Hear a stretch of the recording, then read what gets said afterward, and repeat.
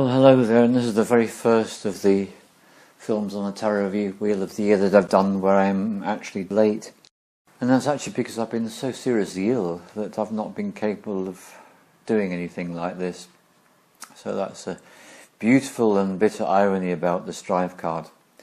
So let's look at the Strife card, but before we do that I want you to look at the card which is the one that governs the astrological sign that we're in now. We begin the sign of Leo with the Strife card, but that's the picture of Leo.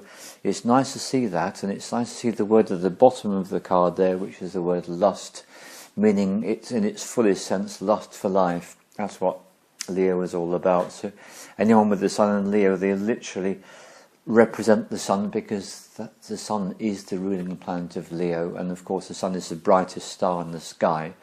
People who tune into the energy of their Leo friends and lovers realise very quickly that the best thing you can do with your Leo friend or loved one is to show them admiration and appreciation, and it takes you a very long way with the Leo. Right, very basic qualities about Leo. Let's go into Strife. It's the Five of Wands. Wands means it's to do with the will. The Five means it's on the pillar of severity in the tree of life. So we can expect to experience some severe nature in this one.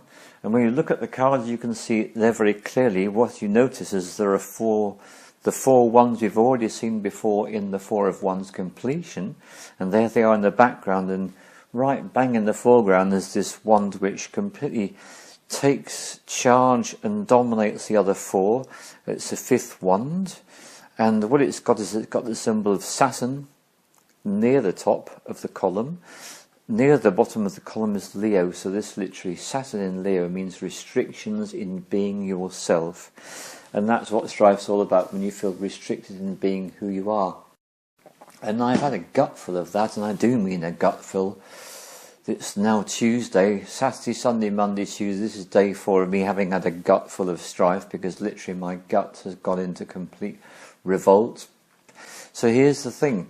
As a highly sensitive empath tuning into the qualities of these cards, it is completely predictable and unsurprising that I'm going to be getting really the full dose of them as I tune into their qualities.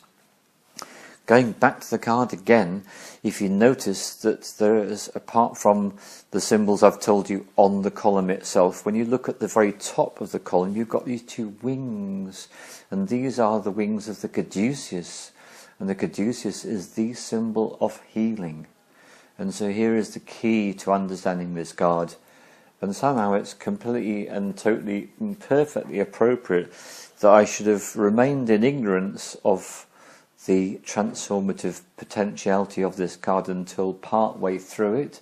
Apologies to people who've waited for this one, that it's coming out late, but it's all completely appropriate. So I've had to go through the suffering part of it. Now I'm going to go through the healing part of it. In fact, it's already happened for me this morning.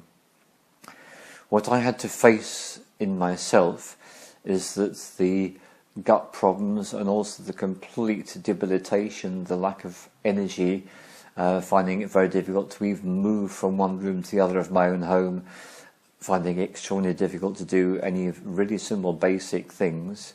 This is all my cue to look deeply into myself, which is what I ended up doing, particularly yesterday and yesterday evening, and subjecting myself to a lot of severe self-honesty. And this was actually the wings of the caduceus unfolding and opening up for myself. And what I got to see was some really unpleasant things, like how I am very much in a place of loneliness at the moment, feeling intense loneliness, feeling the illusion of separation so strong. It's as if it's real. It is an illusion, but it has such a sense of reality to me. Other understandings about myself, the need to be honest, more honest with myself about how I'm feeling.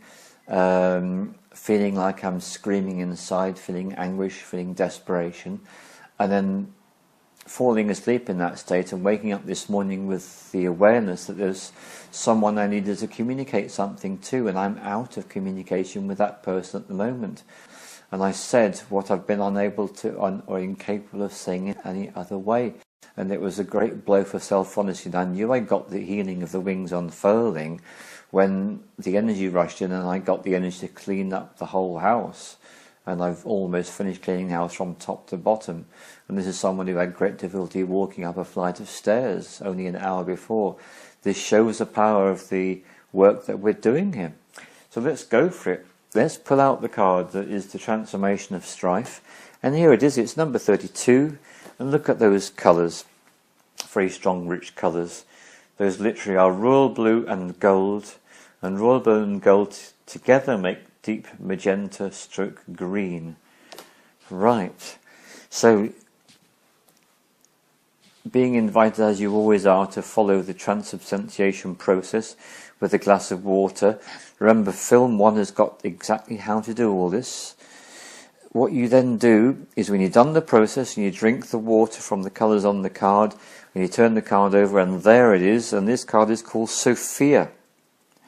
Sophia is the Greek goddess relating to feminine understanding and wisdom.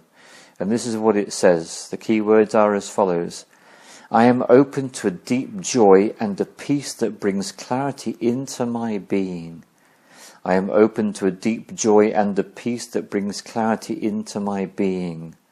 I am open to a deep joy and a peace that brings clarity into my being.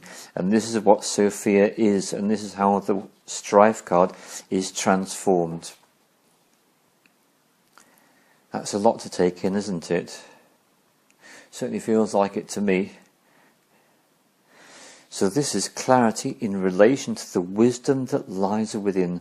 Sophia is a female deity of wisdom and understanding. It is a message from the stars. So this is a message from out there, from the cosmos, from the wider reality. There is here a sense of offering. Clarity and wisdom that is felt within the depths of the being.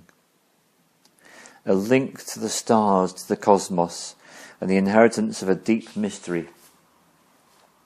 So when we transform strife into Sophia, and we receive the healing, one of the things that we can do, the next chance we do so, is we can take a step outside when it's dark and when there's no cloud, and just look at the stars in the sky and realize that there is a connection between us and the stars that goes way beyond things that we are generally taught about.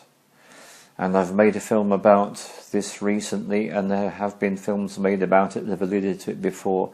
Our connection between us and the cosmos, a connection between living our life on the earth and what's going on in the bigger picture. There's a lot of healing in getting to understand that more. The film I made about sex war explains about the ongoing relationship dynamic between the male and the female. There's a lot there. So I wish you all the very best in your transformation process of strife. May your process have been much less painful than mine. May it have been much easier than mine, and may you enjoy all the fruits of the healing that this beautiful card brings. Thank you very much.